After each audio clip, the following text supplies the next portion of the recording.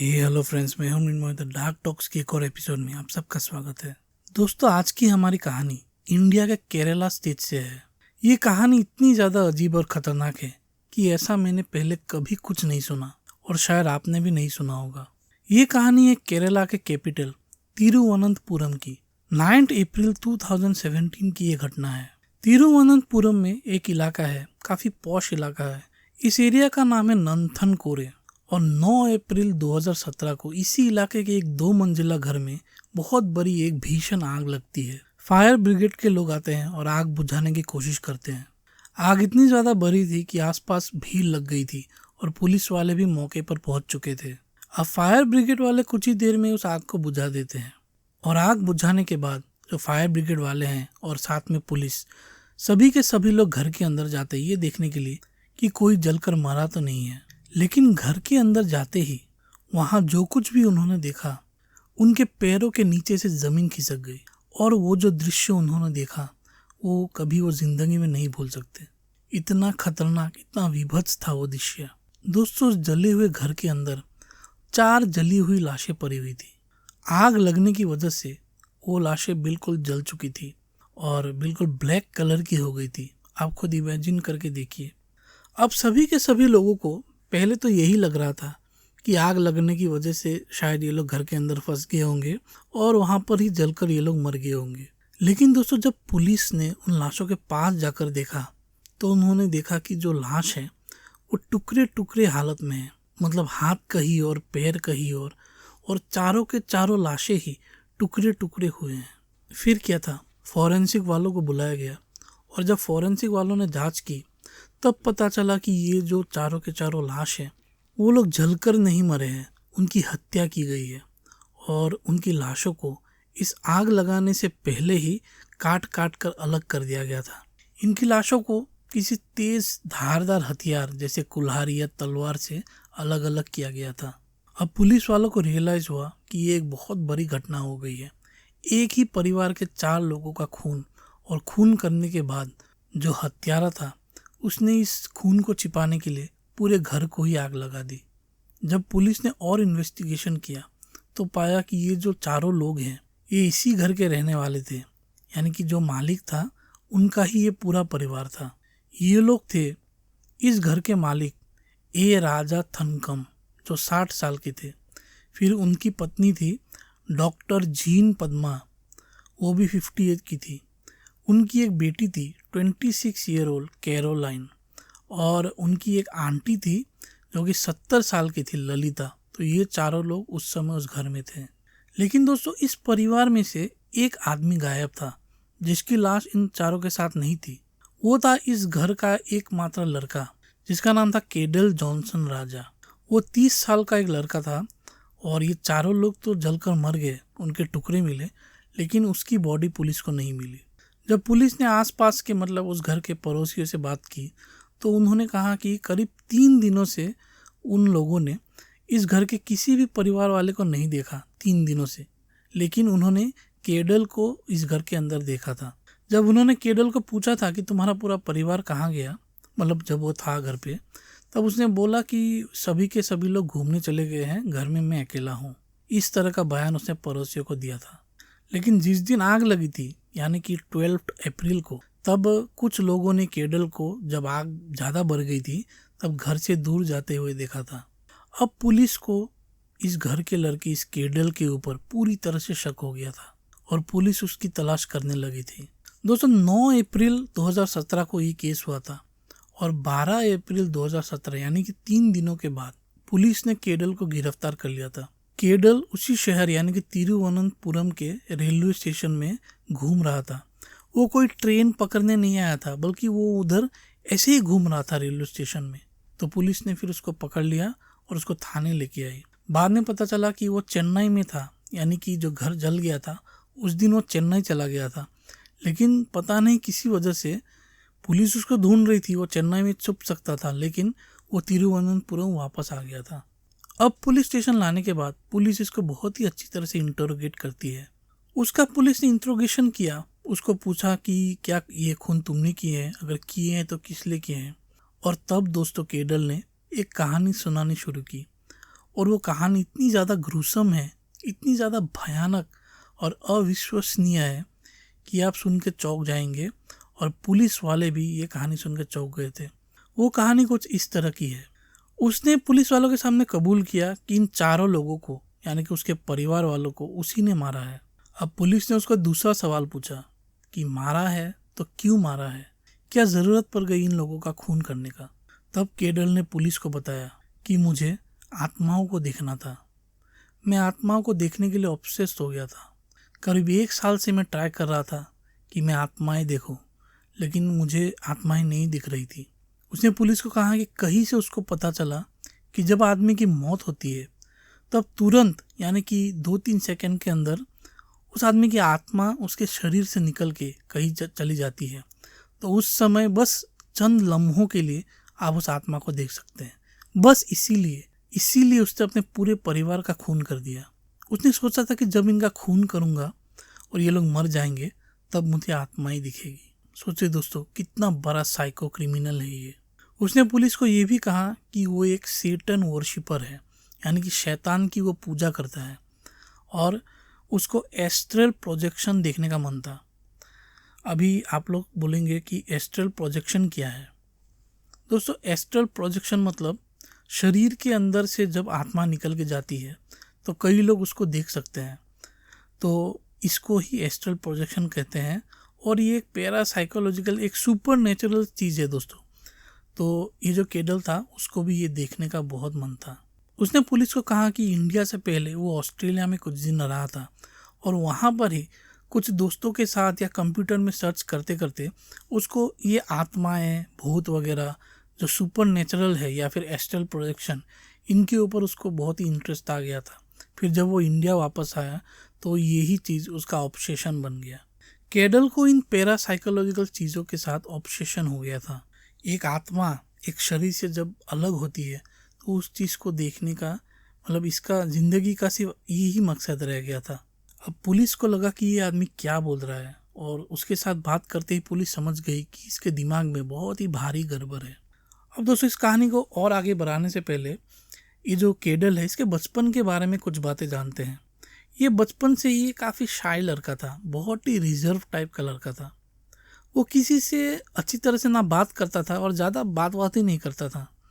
School में भी उसका कोई भी दोस्त नहीं था। वो हमेशा स्कूल में अकेला रहता था, अकेला पढ़ता था, अकेला बैठता था, टिफ़िन वगैरह भी अकेला खाता था। उसका कोई भी फ्रेंड नहीं था जिसके साथ वो सोशलाइज कर सके, बात कर सके।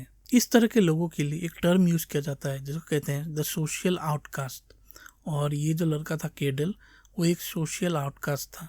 ये इंट्रोवर्ट तो था ही, लेकिन इंट्रोवर्ट में भी जो हाईएस्ट ऑर्डर ऑफ इंट्रोवर्ट उस तरह का था। अब दोस्तों, जैसे जैसे वो बड़ा हुआ उसकी ये प्रॉब्लम मतलब सेम ही रही।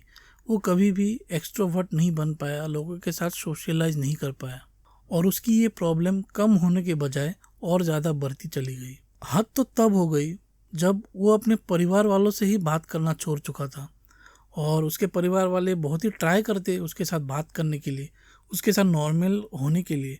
लेकिन जब वही नॉर्मल नहीं होता था, ना बात करता था, तो उसके परिवार वाले भी क्या करें। उसकी पूरी फैमिली ग्राउंड फ्लोर पर रहती थी और वो अकेला फर्स्ट फ्लोर पर रहता था उस घर के। खाना भी वो अलग खाता था और कभी कभी तो मतलब महीनों तक वो अपने रूम से बाहर नहीं निकलता था और उसको खाना बस दरवाज़ा थोड़ा सा खोल करके उसकी माँ या उसकी बहन दे देती थी। अब दोस्तों, ये पढ़ाई लिखाई में ठीक ठाक था, लेकिन उसकी जो बहन थी वो पढ़ाई में काफ़ी ज़्यादा ब्राइट थी और इवन उसके जो पेरेंट्स थे, उसकी माँ, उसके जो फादर थे, वो लोग पढ़ाई लिखाई में काफ़ी अच्छे थे, पैसे वगैरह बहुत थे, उनके पास प्रॉपर्टी थी। उसके फादर एक कॉलेज में प्रोफेसर थे और उसकी जो माँ थी वो एक हॉस्पिटल में डॉक्टर थी। पूरा परिवार ही मतलब काफ़ी वेल टू डू फैमिली से था। उनके केरला में और तमिलनाडु में करोड़ों की प्रॉपर्टीज़ थी। ये एक इंट्रोवर्ट था और इसके पेरेंट्स इसको समझाते थे कि इस तरह से नहीं रहना है, मतलब इतना ज़्यादा इंट्रोवर्ट भी नहीं बनना है, लोगों से थोड़ी बहुत बात तो करनी है या फिर कुछ काम तो करना ही है ज़िंदगी में। लेकिन वो इनकी एक भी बात नहीं सुनता था और इस तरह से अलग थलग वो रहता था। अब इन सब चीज़ों से तंग आके उसके जो फादर थे, उन्होंने इसको MBBS की पढ़ाई करने के लिए फिलीपींस भेज दिया था। लेकिन वहाँ पर जाकर भी वो अपनी पढ़ाई को कंटिन्यू नहीं कर पाया। सिर्फ 1 साल के बाद वो दोबारा इंडिया वापस आ गया। अब इस बार आने के बाद उसके फादर ने उसको फिर ऑस्ट्रेलिया भेज दिया कंप्यूटर साइंस इंजीनियरिंग का कोर्स करने के लिए, लेकिन वहाँ भी वो कंप्लीट नहीं कर पाया कोर्स, ड्रॉप आउट हो गया और वापस वो इंडिया चला आया। और अब तक दोस्तों उसकी उम्र 30 साल हो चुकी थी, और 30 साल का एक लड़का आज तक उसने ना कोई नौकरी की, ना कोई गर्लफ्रेंड बनाया, ना कोई दोस्त।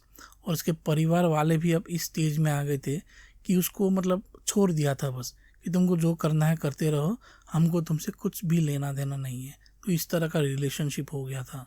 दोस्तों जब वो ऑस्ट्रेलिया से वापस आया तो उसके बाद तो वो और ज़्यादा अजीब हो गया था। वो अपने कमरे से ही नहीं निकलता था, और अपने कमरे में भी वो दिन भर कंप्यूटर में रहता, दिन भर इंटरनेट में कुछ खोज करता रहता, फिर देखता रहता। और जैसे कि मैंने आपको पहले ही बताया कि ऑस्ट्रेलिया से वापस जब वो आया तो वहाँ से वो आत्माओं के साथ ऑब्सेस होकर आया था। तो इंडिया आकर वो बस सुबह शाम दिन रात आत्माओं के बारे में ही रिसर्च करता रहता। दोस्तों भूत और आत्माएं इन सब चीज़ों में तो हम सभी का इंटरेस्ट रहता है, इस तरह के डार्क टॉपिक्स में। लेकिन 99% हम लोग यही सोचते हैं कि इन सब मतलब आत्माओं या भूतों के साथ कभी भी हमारी मुलाकात ना हो।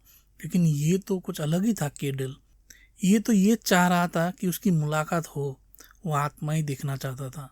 केडल एक वर्चुअल वर्ल्ड में जीने लगा, और अपने घर में, अपने इस रूम में उसने एक वर्चुअल जेल क्रिएट कर लिया था, और उस जेल में ही अब वो रह रहा था। ऑस्ट्रेलिया से वापस आने के बाद वो सोसाइटी से, अपने परिवार वालों से बिल्कुल कट हो गया था। आत्माओं को देखने का उसका जुनून इतना ज़्यादा बढ़ गया था कि वो उसके ऊपर रिसर्च करने लगा। और कहीं से पता नहीं किसने उसको बताया या कहीं पे मतलब उसने पढ़ा होगा, उसको एक जानकारी मिली कि जब इंसान की मौत होती है, समझो अभी मौत हो गई, तो 2-3 सेकंड के अंदर उस इंसान की जो आत्मा है वो शरीर के बाहर चली जाती है, और तब आप उस मतलब आत्मा को देख सकते हैं। तो जब उसको ये बात पता चली तो फिर उसने सोचा कि हाँ, यही एक सबसे अच्छा आइडिया है आत्मा देखने का। उसने मतलब सोचा कि मतलब कुछ दिनों तक वो इस तरह के लोग ढूंढता रहा कि जिसकी समझो मृत्यु होने वाली है, हॉस्पिटल में कहीं इधर उधर उसने खबर की, लेकिन इस तरह का मतलब ऑब्वियसली कहाँ से मिलेगा। तब जब उसको नहीं मिल रहा था तब उसने एक बहुत ही खूनी खेल खेलने का प्लान किया। उसने खुद के ही परिवार को मारने का प्लान बनाया। एक दिन जब उसके फादर और सिस्टर घर पर नहीं थे, तब केडल फर्स्ट फ्लोर पर अपने रूम में कुछ कर रहा था, वीडियो गेम वगैरह, मतलब वो कुछ करता रहता था इस तरह का। फिर उसने नीचे अपनी, तो उसकी माँ थी उस टाइम घर में, अपनी माँ को उसने आवाज़ लगाई और उसको बोला कि तुम एक बार मतलब मेरे रूम में आओ। उसकी माँ उस टाइम कुछ कर रही थी। कुछ देर तक तो उसकी माँ ने उसके ऊपर ध्यान नहीं दिया, लेकिन जब वो ज़्यादा ही बोलने लगा कि माँ प्लीज़ मेरे रूम में आ जाओ, तो उसकी माँ गई कि क्यों बुला रहा है। और जैसे ही उसकी माँ उसके रूम में गई, उसने उसका गला दबाना शुरू कर दिया, और इतनी ज़ोर से उसने अपनी माँ का गला दबाया कि उसकी माँ की मौत हो गई। अब दोस्तों जब उसकी माँ की मौत हो गई तो समझो उसकी माँ की डेड बॉडी पड़ी हुई है उस रूम में। तब वो उसकी माँ की डेड बॉडी को ध्यान से देख रहा था, जो केडल था, देख रहा था कि आत्मा निकलेगी, लेकिन निकल ही नहीं रही है। और इतने में क्या हुआ, उस टाइम घर पर केडल की एक 70 साल की आंटी भी थी। अब जब वो अपनी माँ का खून कर रहा था तो थोड़ा बहुत तो शोर मच रहा था। तब ये देखने के लिए कि ऊपर चल क्या रहा है, उसकी आंटी भी आ गई। फिर केडल ने देखा कि उसकी आंटी को मतलब पता चल गया है कि उसने अपनी माँ का खून कर दिया है। तब उसकी आंटी भाग कर नीचे चली गई, और उसकी माँ की आत्मा तो उसने देखा ही नहीं। तब उसने सोचा कि आंटी को मारता हूँ इस बार और आत्मा देखूंगा। फिर वो नीचे गया और किसी भारी पत्थर या फिर एक हथौड़े वगैरह से उसने उस बूढ़ी महिला को भी बहुत ही दर्दनाक मौत दे दी। उसके सर पर वार किया, पूरे बैकबोन में वार किया, और उसका खून कर दिया अपनी आंटी का। उसके बाद फिर से वो लाश के पास बैठा रहा, लाश को एकदम ध्यान से देखता रहा, लेकिन आत्मा नहीं निकली। उसके बाद उसने किया, उसने ऑनलाइन से एक कुल्हाड़ी मंगवाई थी, बहुत ही तेज़ कुल्हाड़ी। तो उस कुल्हाड़ी से उसने अपनी माँ की जो डेड बॉडी के टुकड़े कर दिए। उस आंटी की भी डेड बॉडी को किसी एक प्लास्टिक बैग में उसने रख दिया था, और ये दोनों ही लाश उसने ऊपर मतलब फर्स्ट फ्लोर में एक कमरे में रख दिया। अब ये दोनों खून करने के बाद कुछ देर बाद उसके फादर घर में आए, उसने उनका भी खून कर दिया और उनकी डेड बॉडी के पास भी बैठकर देखने लगा कि आत्मा निकलती है कि नहीं। लेकिन इस बार भी आत्मा नहीं निकली। अपने फादर को मारने के बाद उसकी बहन उस समय घर में नहीं थी, लेकिन बाद में आई और जब उसकी बहन घर में घुसी फिर बहन का भी उसने खून कर दिया, फिर मतलब बिल्कुल उसी तरह से। और बहन के डेड बॉडी के पास बैठकर आप और एक बात सोचिए कि पूरा घर जहाँ पे खून हुआ था, खून ही खून हो गया था, ब्लड ब्लड, मतलब उस घर का मंजर जो था वो आप इमेजिन करके देखिए। तो बहन का उसने खून किया, फिर उसके डेड बॉडी को देखा कि आत्मा निकलती है कि नहीं, और आत्मा फिर नहीं निकली। और अब 4 खून करने के बाद, अपने पूरे परिवार को ख़त्म करने के बाद जब आत्मा भी नहीं दिखाई दी, तब जो केडल है वो बिल्कुल पागल जैसा हो गया। मतलब वो सोच भी नहीं पा रहा था कि ये क्या हो गया, आत्मा क्यों नहीं दिखी। उसको कुछ बुरा नहीं लग रहा था, बस उसको गुस्सा आ रहा था कि आत्मा क्यों नहीं दिखी। लेकिन फिर उसने दिमाग लगाया कि शायद मैंने कुछ मतलब गलती कर दी है, या फिर हिसाब में शायद कुछ गलती हो गई है कि शायद आत्मा नहीं दिखेगी। तो उसने क्या इन चारों के 4 लाशों को वो फर्स्ट फ्लोर पर अपने बाथरूम में लेके गया और वहाँ पर रख दिया। और दोस्तों आपको जानकर हैरानी होगी कि अगले 3 दिनों तक, यानी कि 6 अप्रैल को उसने हत्याकांड किया था और 9 अप्रैल तक वो इन 4 लाशों के साथ, अपने परिवार वालों की लाशों के साथ वो उस घर में अकेला रहा। इस बीच उसने उस घर में खाना पका के खाया, वो बाहर भी गया, खाना लेके आया, मतलब एंजॉय करता रहा। उस समय जब उसने अपने पूरे परिवार का मतलब खात्मा कर दिया और उनकी डेड बॉडीज़ को बिल्कुल म्यूटिलेट कर दिया उस बाथरूम में। और फिर वो 3 दिनों तक इंतज़ार करता रहा कि आत्मा निकलेगी, आत्मा निकलेगी, लेकिन आत्मा नहीं निकली। अब 3 दिनों के बाद हुआ ऐसा कि आत्मा तो नहीं निकली, पर इन डेड बॉडीज से बदबू निकलनी शुरू हो गई। ये डेड बॉडीज डिकम्पोज होनी शुरू हो गई। और इस बीच ऐसा भी हुआ कि जो पड़ोसी थे उनमें से एक इसके घर आया था इसके फादर को पूछकर। तो इसने बताया कि सभी के सभी लोग घर से जा चुके हैं, कहीं घूमने चले गए हैं। और इसके लिए दोस्तों उस पड़ोसी को भी काफ़ी अजीब लगा कि लड़का घर में अकेले है और ये लोग बिना बताए कहाँ चले गए। लेकिन फिर उस टाइम भी उसने कुछ ज़्यादा ध्यान नहीं दिया। तो जब 3 दिन हो गए और डेड बॉडीज से मतलब स्मेल निकलनी शुरू हो गई, तब इसने सोचा कि अब इन बॉडीज़ का कुछ करना पड़ेगा, नहीं तो पुलिस मुझे पकड़ लेगी। तब इसने किया इन डेड बॉडीज़ के ऊपर पेट्रोल छिड़का और पूरे घर में ही छिड़क दिया एक तरह से, और उस घर को आग लगा दी। थोड़ी देर में आग इतनी ज़्यादा बढ़ गई, इतनी ज़्यादा कि दोस्तों पूरे घर में आग लग गई। और इतना ज़्यादा आग देखकर ये जो केदल था वो डर गया था, और वो इतना ज़्यादा डर गया कि उसने सोचा कि अब मैं पकड़ा जाऊंगा, इसीलिए वो वहाँ से भाग गया। और उसके भागते हुए भी कुछ पड़ोसियों ने देख लिया था। और इसके आगे की कहानी तो आप लोग जानते ही हैं। 3 दिनों तक वो भागता रहा, 12 तारीख तक, लेकिन पुलिस उसको ढूंढ रही थी और वो मतलब आसानी से छुप भी सकता था क्योंकि पुलिस को वो नहीं मिल रहा था। लेकिन पता नहीं मतलब वो इतना साइको था, पता नहीं किस वजह से वो दोबारा वापस आकर एक तरह से उसने खुद ही सरेंडर कर दिया। तो दोस्तों ये थी केडल की कहानी। और पुलिस वाले भी ये कहानी सुनकर चौंक गए क्योंकि ऐसा कभी भी उन्होंने कुछ भी नहीं सुना था। पुलिस ने चार्जशीट बनाई, उसमें पुलिस ने लिखा कि केडल जो था वो सीवियरली एक मेंटली इल पेशेंट था। उसने जो ये पूरा हत्याकांड किया वो एस्ट्रल प्रोजेक्शन यानी कि आत्माएं देखने के लिए किया, और वो एक सेटनिस्ट भी था, वो शैतान की पूजा करता था। उसका दिमागी हालत इतना ज़्यादा ख़राब था कि he is not fit for trial, court में भी उसका केस नहीं चल सकता था। लेकिन उसने काफ़ी गंभीर क्राइम्स किए थे, खून तो किए थे और सबूत मिटाने का भी ट्राई किया था, और बहुत सारे फिजिकल एविडेंस उसने छोड़े थे, और बहुत सारे विटनेसेस भी थे जो इस केस में सामने आए। इसका जो चार्जशीट था वो 150 पेजेस का बन गया था। तो ये थी ये खतरनाक कहानी दोस्तों, इस साइको केडल और ये एस्ट्रल प्रोजेक्शन आत्मा को देखने का जुनून के बारे में। आज के दिन यानी कि 2024 को केडल पूरा सेंट्रल जेल में कैद है। वो एक सॉलिटरी कन्फाइनमेंट में रहता है, यानी कि बिल्कुल अलग थलग रहता है, बाकी कैदियों के साथ वो मिलता जुलता नहीं है। अपने मेंटल हेल्थ यानी कि अपनी जो बीमारी है उसके अंदर, उसको ठीक करने के लिए कभी कभी उसको मेंटल हॉस्पिटल भी भेजा जाता है। और जो डॉक्टर्स इसका इलाज करते हैं वो लोग कहते हैं कि केडल को सीवियर मेंटल इलनेस की बीमारी है।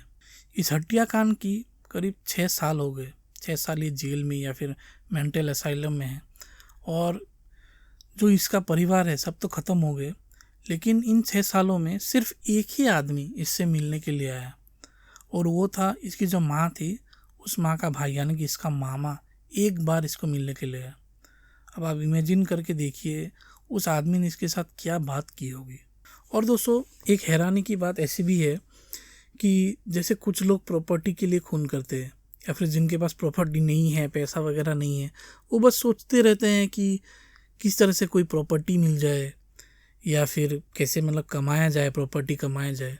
लेकिन ये जो केडल था, समझो अगर इसने खून वगैरह नहीं किया होता तो इसके फादर के पास करोड़ों की प्रॉपर्टी थी, केरला में, तमिलनाडु में, बहुत ही अमीर लोग थे, तो इसको सबके सब मिल गए होते। लेकिन इसका जो ये पागलपन था, आत्माएं देखने का शौक, इसने ना सिर्फ केदल की ज़िंदगी ख़राब की, बल्कि इस पूरे परिवार को ही ख़त्म कर दिया।